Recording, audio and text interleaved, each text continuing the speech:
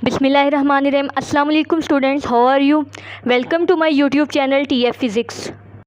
Students, आज हम 10th class की बुक के फर्स्ट चैप्टर का 4th टॉपिक डिस्कस करेंगे, टाइप्स ऑफ मैकेनिकल वेव्स। अपनी प्रीवियस वीडियो में वेव मोशन को डिटेल से डिस्कस किया था। आज के टॉपिक पे बढ़ने से पहले उसको थोड़ा सा रिवाइज कर लेते हैं। वेव किसको बोलते हैं? कि जब किसी मीडियम में डिस्टर्बेंस क्रिएट होती है तो वेव प्रोड्यूस होती है, जिसकी वजह से जो मीडियम के पार्टिकल्स होते हैं वो अपनी मीन पोजीशन के about equal interval of time में वाइब्रेटरी मोशन स्टार्ट कर देते हैं। इसकी डेफिनेशन देखते हैं। Wave is a disturbance in the medium which causes the particles of the medium to undergo vibratory motion about their mean position in equal intervals of time। Wave motion को अगर हम show करें तो इसकी इस तरह की शेप होती है वेव की। वेव्स की टाइप्स को भी मैंने अपनी प्रीवियस वीडियो में डिटेल से डिस्कस किया था। You must watch that video, it will be very informative for you. तो हम थोड़ा सा ओवरव्यू ले लेते हैं अपने टॉपिक्स पे बढ़ने से पहले। Types of waves. वेव्स की 2 टाइप्स हैं, मैकेनिकल वेव्स और इलेक्ट्रोमैग्नेटिक वेव्स। मैकेनिकल वेव्स वो वेव्स होती हैं जिनकी प्रोपगेशन के लिए, जिन वेव्स के गुजरने के लिए किसी मीडियम की ज़रूरत होती है। For example water waves, sound waves, spring और स्ट्रिंग में जो वेव्स प्रोड्यूस होती हैं उनको मैकेनिकल वेव्स कहते हैं। और इलेक्ट्रोमैग्नेटिक वेव्स वो वेव्स होती हैं जिनकी प्रोपगेशन के लिए, जिनके गुजरने के लिए किसी मीडियम की ज़रूरत नहीं होती। For example X rays, heat, light rays, ये सब इलेक्ट्रोमैग्नेटिक रेज कहलाती हैं। हमें पता है कि जब मीडियम में डिस्टर्बेंस क्रिएट होती है तो मीडियम के पार्टिकल्स जो हैं वो किसी डायरेक्शन में मूव करना स्टार्ट कर देते हैं। वो रेस्ट पे नहीं रहते क्योंकि वहाँ डिस्टर्बेंस क्रिएट हो गई है। और जो वेव प्रोड्यूस होती है वो भी जहाँ प्रोड्यूस हुई है वहीं पे ही स्टिक नहीं रहती, बल्कि वो किसी डायरेक्शन में मूव करती है, जिसकी वजह से एनर्जी और इन्फॉर्मेशन एक जगह से दूसरी जगह ट्रांसफ़र होती हैं। तो depending upon the direction of displacement of medium with respect to the direction of motion of the wave itself, mechanical waves is classified into 2 types, longitudinal waves and transfer waves। सबसे पहले हम longitudinal waves को discuss करते हैं। उसके लिए हम एक एक्सपेरिमेंट परफॉर्म करते हैं। एक हमने स्प्रिंग लिया, स्लिंकी स्प्रिंग, जो सॉफ्ट सा स्प्रिंग होता है, उसको हम यूज़ कर रहे हैं।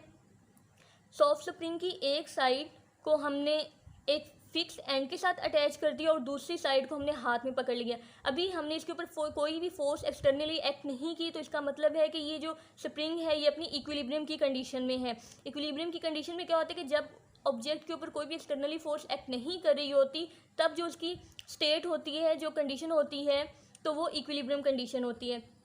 यहाँ पे हमने स्लिंकी स्प्रिंग इसलिए यूज़ की है क्योंकि ये सॉफ्ट सा स्प्रिंग होता है और इजीली स्ट्रेच भी हो सकता है और कंप्रेस भी हो सकता है।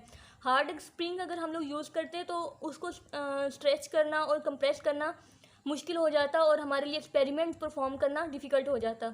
अब हमने स्प्रिंग को इस डायरेक्शन में फोर्स लगाई स्प्रिंग के ऊपर, जिसकी वजह से स्प्रिंग का ये एरिया कंप्रेस हो गया।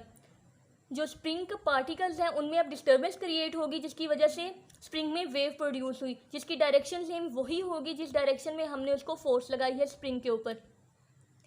जो इनिशियली हमें पता है स्प्रिंग अपनी इक्विलिब्रियम स्टेट में था और अब उसमें डिस्टर्बेंस क्रिएट हुई है। हमें पता है कि जब भी किसी भी ऑब्जेक्ट में डिस्टर्बेंस क्रिएट होती है, उसमें चेंजिंग आती है, तो उसकी यही ट्राई होती है कि अपनी इस चेंजिंग को रिमूव कर दे, डिस्टर्बेंस ख़त्म कर दे और वो अपनी जो पहली स्टेट थी, इनिशियल स्टेट, वही अचीव कर ले। तो जो स्प्रिंग के पार्टिकल्स हैं जो इस एरिया में मौजूद हैं, उनकी भी यही ट्राई है कि हम अपनी ये कंप्रेस स्टेट को ख़त्म करके अपनी पहली वाली स्टेट ही अचीव कर लें। तो वो क्या करेंगे, ये कंप्रेशन अपने नेक्स्ट पार्टिकल्स को, जो स्प्रिंग के पार्टिकल्स हैं, उनको ट्रांसफ़र कर देंगे और अपनी इनिशियल स्टेट अचीव कर लेंगे। सेम लाइक दिस, इनका ये एरिया कंप्रेस हो गया है और जो प्रीवियस पार्ट है स्प्रिंग का वो अपनी इक्विलिब्रियम स्टेट में अगेन आ गया है। ये स्पेस का पार्ट है और ये कंप्रेस फॉर्म में है। जो स्प्रिंग की जो कॉइल्स हैं जो कंप्रेस्ड हैं उनको हम बोलते हैं कि यहाँ कंप्रेशन हुआ है, और जो स्पेस्ड अपार्ट है वहाँ पे हम क्या कहेंगे, ये रेयरफेक्शन है। तो देन हमने देखा है कि जैसे जैसे स्प्रिंग कंप्रेस और रेयरफेक्शन का प्रोसेस हो रहा है, सेम जो वेव है वो भी मूव कर रही है फॉरवर्ड, इस डायरेक्शन में वेव भी मूव कर रही है। देन कंप्रेशन आगे फॉरवर्ड हो गया तो स्प्रिंग का ये पार्ट में कंप्रेशन है और यहाँ पे रेयरफेक्शन है। मैं अगेन रिपीट कर देती हूँ कि स्प्रिंग का जो पार्ट कंप्रेस्ड होता है, स्प्रिंग की कॉइल्स एक दूसरे के साथ जुड़ी होती हैं, वो कंप्रेशन कहलाता है, और जो पार्ट स्प्रिंग का स्पेस्ड अपार्ट होता है वो रेयरफेक्शन कहलाता है। हम अपनी हैंड की मदद से स्प्रिंग को बार बार कंप्रेस कर रहे हैं बार बार उसको कभी कंप्रेस कर देते हैं, कभी वापस खींच लेते हैं, तो कंप्रेशन और रेयरफेक्शन का प्रोसेस कॉन्टीन्यूसली हो रहा है। और क्योंकि यहाँ पे अब मीडियम में डिस्टर्बेंस क्रिएट हो रही है, तो वेव भी प्रोड्यूस हो रही है, और वेव की डायरेक्शन ये है, जिसे हम कह सकते हैं कि जो लॉन्गिट्यूडनल वेव वो है जिसमें मीडियम के particles back and forth move करते हैं during the direction of propagation of wave. अगर अब हम लॉन्गिट्यूडनल वेव्स की डेफिनेशन देखें तो हमें इजीली अंडरस्टैंड हो जाएगी। In longitudinal waves the particles of the medium move back and forth along the direction of propagation of waves. Means longitudinal waves कब प्रोड्यूस होती हैं, जब मीडियम के जो पार्टिकल्स हैं उनमें जब डिस्टर्बेंस क्रिएट होती है, तो मीडियम के particles back and forth move करना स्टार्ट कर देते हैं along the direction of propagation of wave. Wave की डायरेक्शन ये है, वेव इस डायरेक्शन में मूव कर रही है, तो मीडियम के particles back and forth move करना स्टार्ट कर देते हैं उसी डायरेक्शन में along the direction of propagation of waves. ठीक है, मीन्स इनके दरमियान जो एंगल होता है वो 180 डिग्री का होता है। मैकेनिकल वेव्स की जो सेकंड टाइप थी ट्रांसवर्स वेव, अब हम उसको डिस्कस करते हैं। इनिशियली हमने देखा कि स्प्रिंग जो है उसको सेम वैसे ही हमने एक फिक्स्ड एंड के साथ अटैच किया और दूसरे एंड को हमने स्प्रिंग के हैंड के साथ पकड़ लिया, और स्प्रिंग भी जो हमने हार्ड नहीं लिया बल्कि स्लिंकी स्प्रिंग है, सॉफ्ट स्प्रिंग हमने लिया है। ठीक है, देन हमने उसके ऊपर जर्क दिया एक झटका, मीन्स के अब हमने उसको कंप्रेस या रेयरफेक्शन का प्रोसेस नहीं किया, स्प्रिंग को एक्सटर्नली फोर्स लगा के कंप्रेस नहीं किया, बल्कि उसको अप एंड डाउन मूव करवाया स्प्रिंग को। जब हमने स्प्रिंग को एक इनिशियली जर्क दिया, झटका दिया, तो स्प्रिंग अपनी मेन पोजीशन उसकी ये थी। ठीक है, ये उसकी मेन पोजीशन थी, उससे वो स्प्रिंग अपवर्ड मूव किया, देन डाउनवर्ड मूव किया, और उसमें एक वेव प्रोड्यूस हुई। वेव जो प्रोड्यूस हुई उसकी डायरेक्शन ये है, वेव इस डायरेक्शन में जा रही है, और स्प्रिंग जो है उसमें मीडियम स्प्रिंग है यहाँ पे जिसमें वेव प्रोड्यूस हुई है, और मीडियम के जो पार्टिकल्स हैं अब स्प्रिंग के जो कॉइल्स हैं उनमें डिस्टर्बेंस क्रिएट हो गई है, जिसकी वजह से वो क्रस्ट एंड ट्रफ की फॉर्म में हुई है एक वेव स्प्रिंग इस तरह से, क्योंकि अब हमने उसको अप एंड डाउन जब मूव करवाया स्प्रिंग को, तो उसमें स्प्रिंग में क्रस्ट एंड ट्रफ प्रोड्यूस हो गए, ये बन गए। क्रस्ट किसको बोलते हैं कि जो इनिशियली मेन पोजीशन होती है उससे ऊपर वाला जो पार्ट होता है जो अपवर्ड मूव कर जाए स्प्रिंग का पार्ट, वो उसका क्रस्ट कहलाता है। वेव जैसे अब हम बनी है, वेव की ये डायरेक्शन होती है। ठीक है, इसको हम ऐसे वेव को डिनोट करते हैं, तो मेन पोजीशन से जो वेव का अपर पोर्शन होता है वो उसका क्रस्ट कहलाता है, और उसका जो लोअर पोर्शन होता है वो उसका ट्रफ कहलाता है। सेम यहाँ पे भी जो स्प्रिंग इनिशियली मेन पोजीशन पे था, ठीक है, रेस्ट में था, तो उसका जो पार्ट अपवर्ड मूव किया है वो उसका क्रस्ट कहलाएगा, और जो डाउनवर्ड मूव किया है वो ट्रफ कहलाएगा। और वेव की डायरेक्शन ये है, इस डायरेक्शन में वो वेव मूव कर रही है।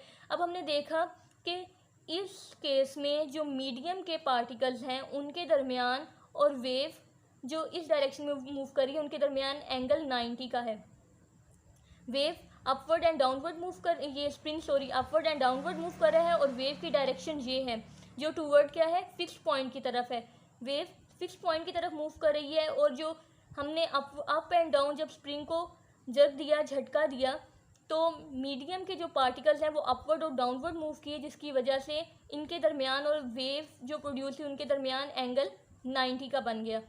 तो इस वेव्स में मीडियम के पार्टिकल्स की मोशन परपेंडिकुलर होती है वेव की मोशन के।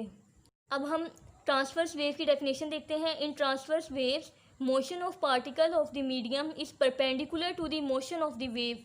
मीन्स के मीडियम के जो पार्टिकल्स होते हैं उनकी मोशन वेव की मोशन के परपेंडिकुलर होती है, तो वो ट्रांसवर्स वेव कहलाती हैं। जब वेव्स प्रोड्यूस हों तो अगर ये वाली कंडीशन फुलफिल हो रही है कि मीडियम के पार्टिकल्स परपेंडिकुलर हों वेव की मोशन के, तो वो हम कहेंगे कि वो ट्रांसवर्स वेव प्रोड्यूस हुई है। और अगर मीडियम के particles back and forth move करें along the direction of motion of wave, तो हम कहेंगे कि ये जो वेव प्रोड्यूस हुई है वो लॉन्गिट्यूडनल वेव है। मैं अपने नेक्स्ट वीडियो में waves as a carriers of energy इस टॉपिक को डिटेल से डिस्कस करूँगी। Thanks for watching. अल्लाह हाफिज़।